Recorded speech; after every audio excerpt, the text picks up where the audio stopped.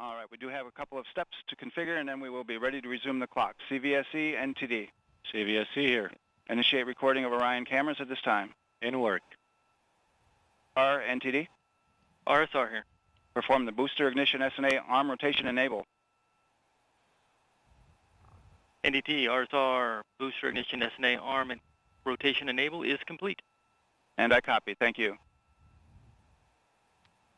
Okay, so there you heard the poll from Launch Director Early.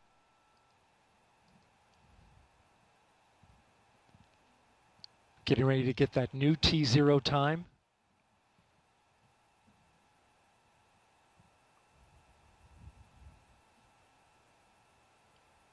The poll that you heard was the test director's poll. And all right, and we have verified no cutouts at this time.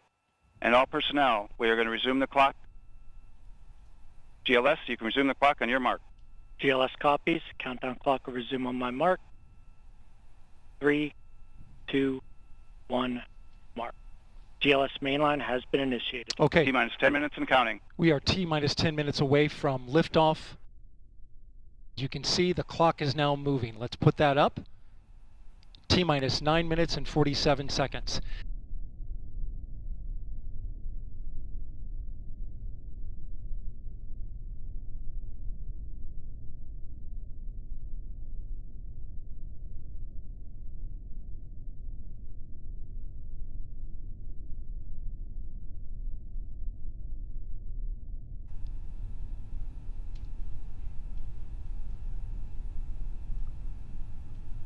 We went straight into terminal count.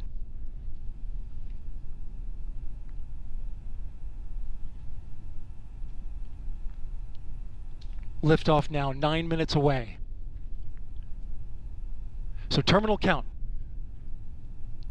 Control has been given over to the GLS, the ground launch sequencer, a computer and software that is doing all of the commanding and monitoring of the Space Launch System.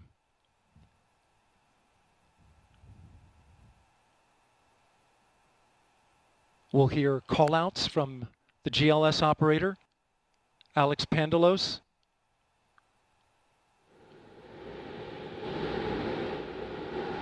As well as test director Jeff Spaulding. GLS is pre-tensioning the umbilicals at this very moment. You can see them as they run down the rocket. That's getting them ready to detach. At liftoff, those arms will swing away. We'll let go of the rocket in a clockwise direction.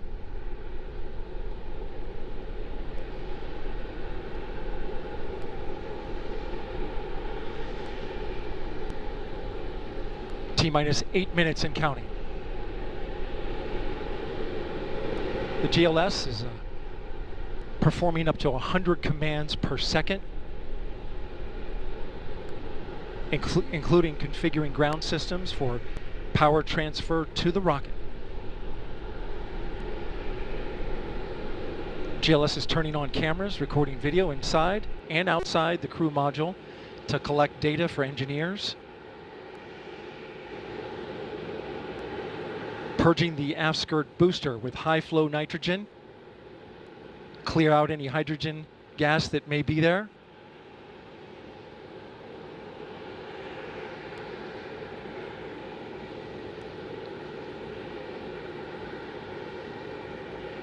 You can see the crew access arm is already retracted. When there is crew, it would happen at T-minus 6 minutes. But out of abundance of caution, they went ahead and retracted the arm well ahead of liftoff. Want to point your attention to the base of the mobile launcher. If something wasn't done to reduce the power from the pressure caused by the rocket's ignition and thunderous sound, it could damage the rocket. So the ignition overpressure and sound suppression system will flood the mobile launcher with water. You'll see that sequence start at T-minus 17 seconds. Now coming up in less than 30 seconds, the ground launch sequencer will start bringing the high energy systems online, starting with core stage pressurization.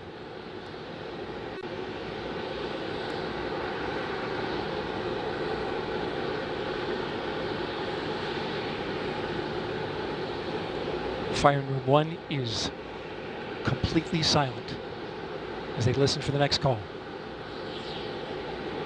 GLS is go for core stage tank pressurization. The core stage tank is now pressurizing to flight levels. The replenish valve to the liquid hydrogen tank now closing. The liquid oxygen tank will come a little later. Now we're arming the Orion ascent pyros and transfer to internal power.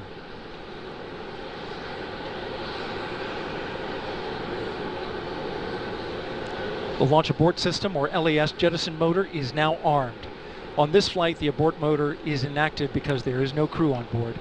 Up next is the flight termination system, or FTS, which gives the Space Force the ability to destruct the rocket if it goes in the wrong direction. Let's listen in for that.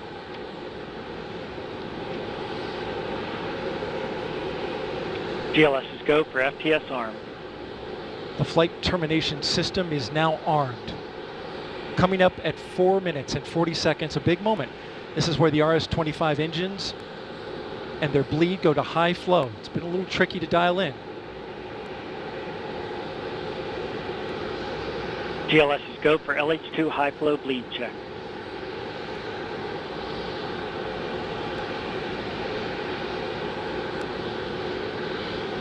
Good word, we've passed that.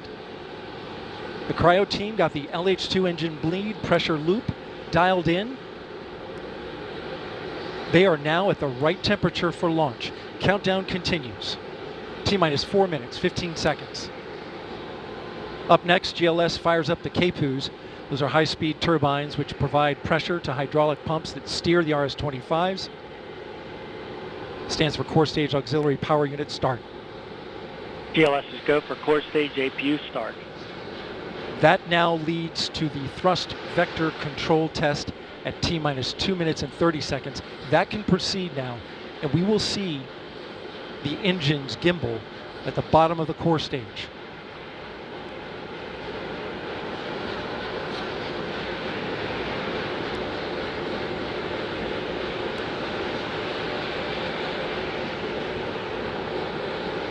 At T-minus 3 minutes and 10 seconds, you will hear the go for purge sequence 4. That's a helium purge of the 4 core stage engines downstream of the propellant valve, getting the air and moisture out.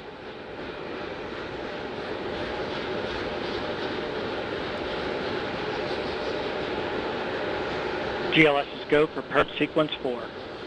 And in just a few seconds, GLS will close the core stage LOX vent, liquid oxygen.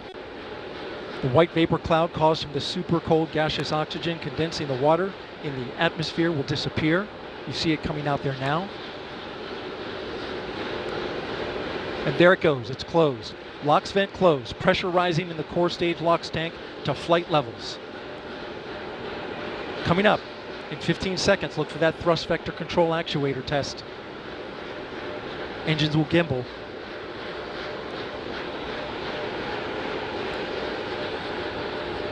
And there they go. The 4 core stage RS-25 engines gimbaling around, testing the ability to steer the rocket into space. They will operate at 109% performance. Each RS-25 throwing down 500,000 pounds of thrust. All 4, 2 million pounds. All together with the boosters, 8.8 million pounds of thrust. GLS is go for upper stage to internal power. Now the upper stage has gone to internal power.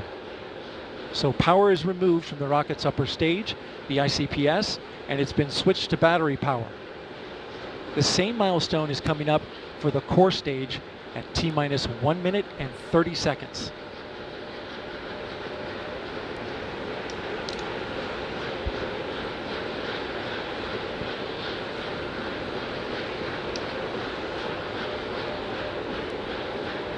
GLS is go for core stage to internal power. The rocket's core stage, which houses the 3 flight computers, is now on battery power.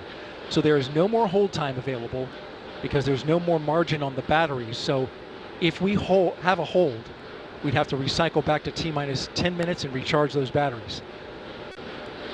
The count continues. A note now, shortly after liftoff. 1 minute. Shortly after liftoff, Mission Control Houston will take control of the rocket, and my colleague, Leah Cheshire, will take over commentary. T-minus 50 seconds and counting. Coming up at T-minus 33 seconds, the GLS will hand off control to the ALS. This is the autonomous launch sequencer. On board the rocket, it will take over command and control of the rocket. But the ALS will check, make sure there's no holds coming from the ground up until T-minus 2 GLS seconds. is go for ALS. And we are go for ALS. The Space Launch System is now counting down to liftoff of Orion on its maiden voyage to the moon. Launch team can no longer recycle the count. Sound suppressor water now flowing under the ML. And here we go. 10. Hydrogen burn-off igniters initiate. 7, 6, 5. 3, 2, 1. Boosters ignition. And liftoff. We rise together back to the moon and beyond.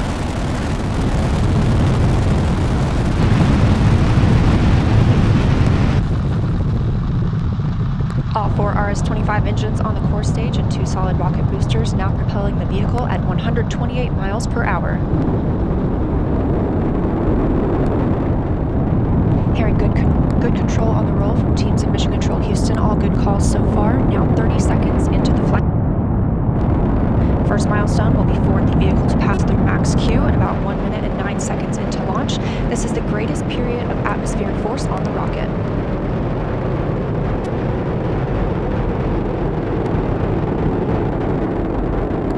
SLS now traveling 607 miles per hour.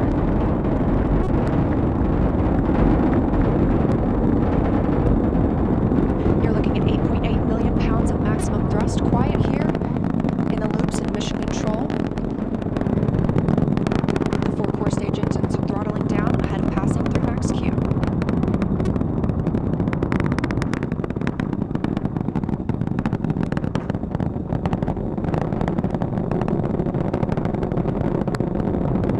Now 1 minute, 21 seconds into the flight, traveling at 1,420 miles per hour.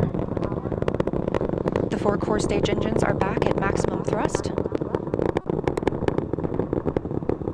The next major milestone will be for the solid rocket boosters to cut off and jettison at about 2 minutes and 11 seconds into the flight, so about 30 seconds from now.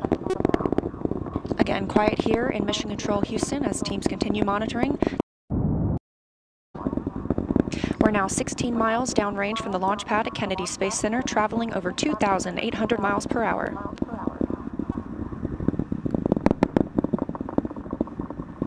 Standing by for solid rocket booster jettison and shortly thereafter.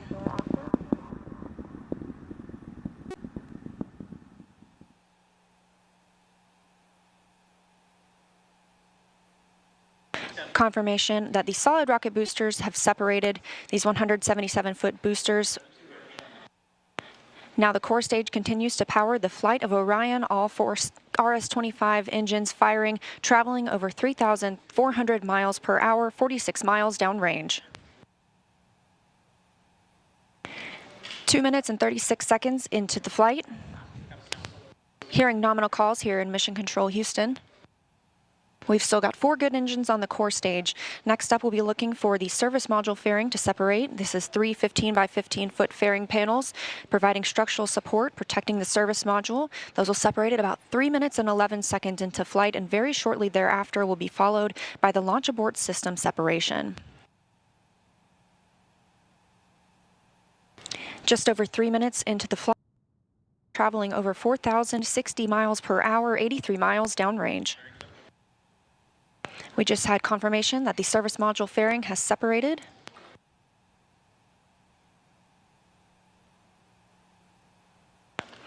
And that the launch abort system pyros have fired, separating those from Orion as well. For future crew members,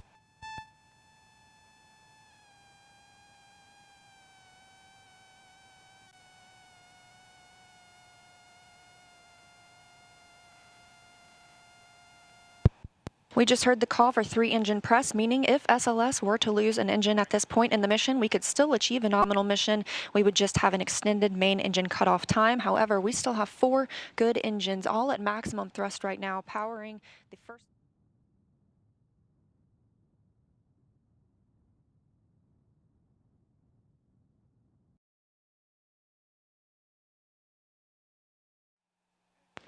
And we have confirmation of core stage main engine cutoff. Orion is now in Earth's orbit.